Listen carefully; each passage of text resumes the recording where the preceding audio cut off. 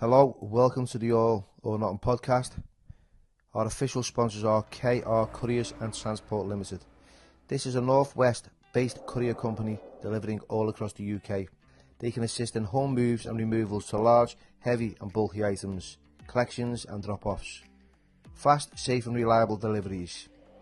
Please get in touch for a free quote. You'll find all the information within the description. Hello everyone, hope we're all good. Big shout out to KR Couriers and Transport Limited, and a big thank you to everyone who likes, shares, comments and subscribes to the All or Nothing podcast with myself, Billy Moore. Did anyone see the Charlie Bronson documentary, the two-parter? Was it Bronson Fit for Release? Now, I've got a son's number, George. Now, George,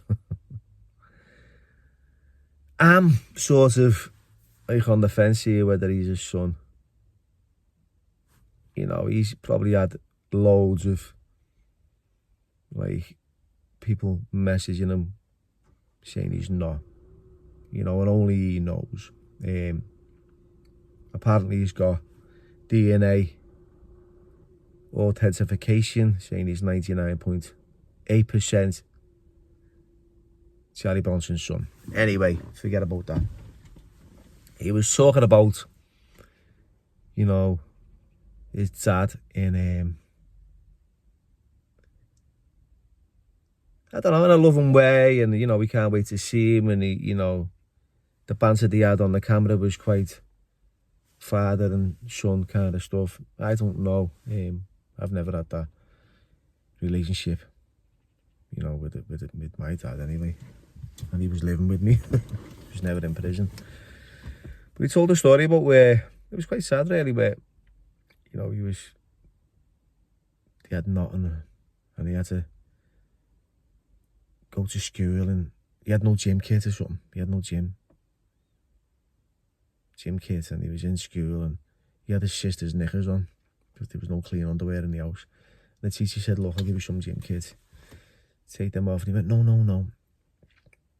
He said, take them off, you know, and we'll sort you out. He took them off, and he's standing there in a pair of knickers with a little teddy bear on the front. Now you can understand, it's fucking sad, that really is sad, because I remember when it reminded me, and I was sitting there saying to me partner, after watching it, I told her this story. I said, you know, when I was 6 years old, I was watching my mum paint her nails with this red nail varnish. And it's monkey see, monkey do. When she's left the room, I took the nail varnish, you know, before school, and paint my nails, blowing on them, just the way she did. Right. But okay, they look nice and colourful. Take it off now. Wouldn't come off. Right. I'm in St Ambrose Junior School in Speak. I remember the attire we were wearing. It was grey shorts, grey shirt, green jumper, red tie. I had a skinhead and a load of freckles and little knobbly knees, these red nails. I was like, oh my God, what am I going to do? You know, and I'm trying to hide them under my jumper. I'm in class, first lesson, I get caught by the teacher. He clocks me fingers.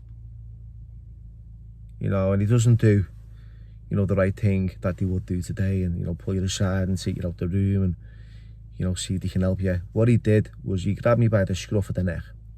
He marched me to the front of the classroom. Told me to put my hands up in the air like that and show the rest of the class, and just humiliated me. Everyone was laughing, right? I had tears in my eyes. I felt totally embarrassed. But it didn't stop there. What he did, right, was he took me round to every classroom, you know, pulled out a chair, made me stand on it and put my hands out and show everyone. How horrible is that? And that's a true story, that. And I was telling my partner about that. I said, now that's a story you can talk about. I thought, well, I wouldn't have known. I wouldn't have recalled it. And I knew it was a significant, like, memory, because it traumatized me for a long time in school. You know, for years I was getting ridiculed and finger pointing at me, and, you know, it's bullying. It bullying by the teachers. I was bullied by the pupils. I was getting bullied at home by my dad. My life growing up was one of being bullied. And you know when you get, you know, sick and tired of being sick and tired. I was bullied on the way to school by this black kid. And he fucking frightened the life out of me. He used to run out of his house with this big snotty nose. I must have been about fucking 9, 10, and he'd fucking come bombing out. And I remember we had these like brown coats with ivory buttons on that, like, all the kids who never had no money would go to this place and they'd rig you out in community clubbing. So everyone wore these coats who were skins, and you just knew who was skins. Anyway, he'd chase me, and I was just getting sick and tired of being sick and tired, you know, getting bullied. And my mum asked me what I wanted for one Christmas, and I said I want weights, and I was 10 years old. She went, "What, you want weights? You sure, son?" I said, "Yeah." She said, "Don't you want a bike or the Millennium Falcons that were big back then?" I went, "No, Mum, I want weights." You know, and I remember looking at me, and I seen tears in her eyes, and I said, "It's okay, Mum, I just want to be big and strong, you know, to protect myself and to protect you from my dad." You know, and I seen her crying as she walked away, and that was a sad moment. And that Christmas I got weights. I remember them well, blue water weights with an aluminium pole, you know, and a poster, I think it was Charlie Atlas, and a bulwarker. And I swear I just came home from school every night, and I didn't know what I was doing. I was just doing curls and shoulders. He ended up looking like fucking Popeye in no time. And I felt a little bit confident, and then I joined a boxing club. I learned the art of how to throw a punch. And then I remember that black kid at this little fair thing that they were having just on the field by Speak Airport. And I had, I'll tell you what it was, like, you know, I watched these, like, you know, you grew up watching television shows, and I was watching, like, you know, the way the baseball was throwing the ball, and the fucking arms go like round like that.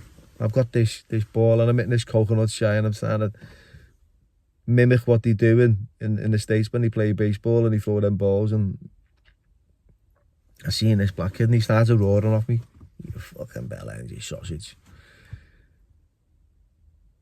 And I remember for the first time I went, "Right, that's it, come on."